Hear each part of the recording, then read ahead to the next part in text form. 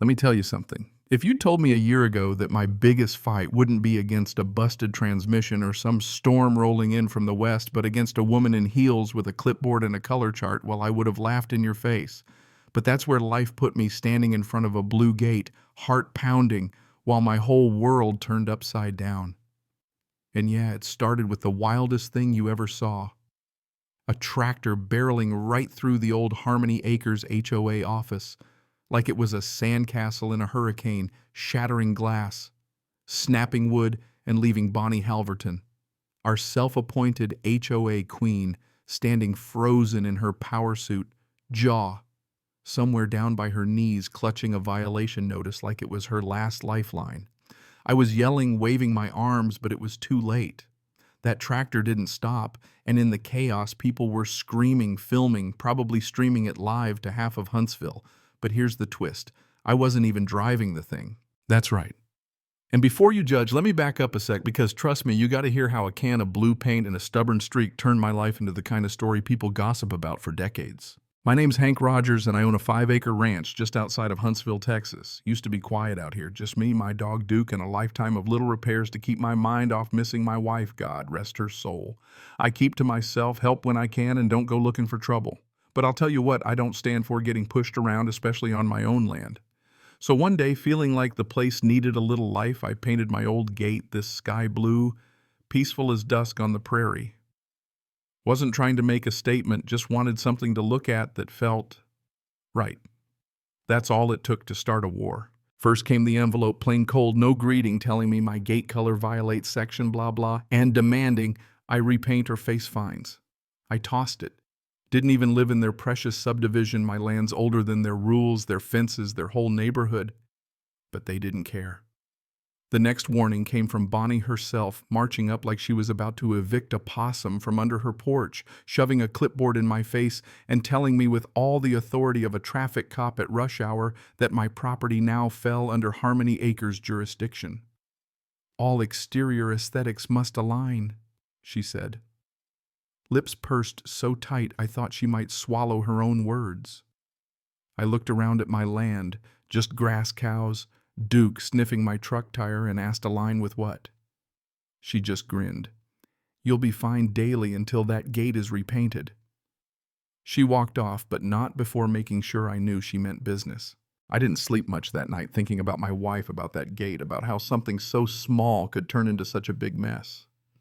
But I wasn't about to let a stranger erase my memories, so I polished that blue until it shone. Letters kept coming, final warnings, fines, stacking up so high I could have papered my barn with them. Then one morning there's some guy in a vest and hard hat near my fence measuring, jotting notes, a drone buzzing overhead like a mutant mosquito. I stormed over, told him to get lost. He flashed a badge, called himself Compliance. I didn't care if he was the governor. I chased him and his drone off my land. That night I got a certified letter, $200 a day, retroactive, and some legal mumbo-jumbo about non-compliance. You know what I mean? They thought they could bury me in paperwork and break me with bills. Then came the sticker neon orange right on my gate, calling it a code violation subject to removal. That was the last straw. I went to the HOA office. Of course it was closed, office hours Tuesdays and Thursdays. So next Tuesday I camped out. Bonnie showed up looking like she'd smelled something rotten. Your gate is the problem, she said, as if I was some kid who forgot to take out the trash. That's when I decided, fine, you want a show, I'll give you one. I repainted the gate even brighter, added my wife's initials, white trim, the whole 9 yards. Bonnie came down the road with her minions snapping pictures, issuing her last warning. I just grinned and waved. Next morning, my phone blew up. Neighbors, even folks I barely knew, were telling me to turn on the news. And that's when I heard the roar, a tractor bigger than anything I'd ever seen tearing down the path toward the HOA office, Bonnie screaming, people scattering. Crash, just like that, the office was splinters. Out stepped Caleb Myers, my old army buddy, face dirty, beard wild, looking like he'd just liberated Paris. He just nodded, thought I'd give him something to write about. Bonnie lost her mind, cops came. Caleb went quietly. No fuss, said he did it alone. He did it for me because some things are worth standing up for. You ever have a friend like that? They don't say much, but when it counts, they move mountains, or in this case, buildings. After they hauled Caleb away, I sat on my porch feeling every emotion in the book, mad, guilty, but mostly thankful. That office had been a curse to so many of us, not just me. Old Mrs. Jenkins fined for Sunflower's Teresa for parking 2 inches onto the grass. Bonnie's reign of terror didn't discriminate. Later, Caleb's niece Emily showed up with a letter from Caleb. He wrote, "Paint ain't a crime. Love ain't a violation." That got me right in the chest. I wasn't just fighting for a gate, I was fighting for what was left of my wife, my peace, my home. A day later, a county inspector came by, thick mustache, brown jacket. He told me, "Your land was never under their control. All those fines void." I nearly laughed myself out of my boots. Of course, Bonnie wasn't done. She tried building a big, ugly archway right at my entrance, claimed it was a community enhancement. Didn't even ask. Brought in construction crews, staked out my land. I got my lawyer buddy Travis Guy's half rodeo clown, half Perry Mason to help me fight back. Turns out the HOA's permits were nothing but smoke. So we sent cease and desist letters, dug up old property deeds. My line hadn't changed since '79. The trench, the archway, it was all on my side. Then came the moment everything turned. The neighbors' folks I thought were just background noise showed up on my lawn, tired of Bonnie's nonsense. Lacey Palmer, veteran with a gnome, parents with pink mailboxes, all of them sick of being fined for living their lives. We made a plan. Next morning, my field was packed, lawn chairs, signs, tool belts, someone grilling burgers. When Bonnie and her goons showed up, Travis handed the sheriff proof they were trespassing. The sheriff shut him down. Bonnie's face turned the color of a cooked lobster, but she just hissed and left. That night, someone torched my blue gate, burned it to ash, left nothing but a black smear and a warning. Emily showed up, tears in her eyes. I felt like giving up, but she said if we let them win, we lose everything. So we rebuilt, and the whole community pitched in old oak planks, brighter paint, and archway, even a banner, Caleb's Gate.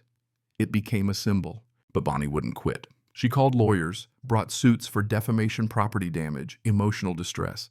We went to court, whole community behind me, even Duke with his "Let Hank Be" bandana. Bonnie tried her act on the judge, but then Caleb stood up, admitted everything, said he did it for me, for what's right.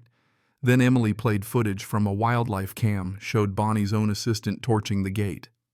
Case dismissed. Judge ordered the HOA to leave me alone and even hinted at investigating them for fraud. The next night, the HOA held a vote. Should they dissolve 4-1? Yes. Bonnie walked out defeated. My land was safe, so I thought.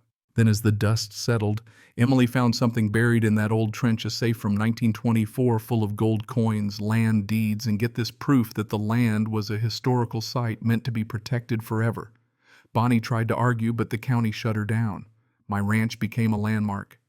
Bonnie disappeared, the HOA dissolved for good. Caleb got a job restoring old sites. Duke got his own bench under the big tree, and the blue gate stood brighter than ever. Now, every so often, folks ask if I regret it. I tell them, you got to stand for something or you'll fall for anything. And that gate, it's just wood and paint, sure, but it's also hope. It's a reminder that no matter how hard they push, you got to push back, even if your hands shake and your voice cracks. So tell me, if you were me, would you have backed down, or would you have stood your ground? Drop your thoughts below. Let's hear where you stand on right, wrong, and what it means to fight for your own slice of peace.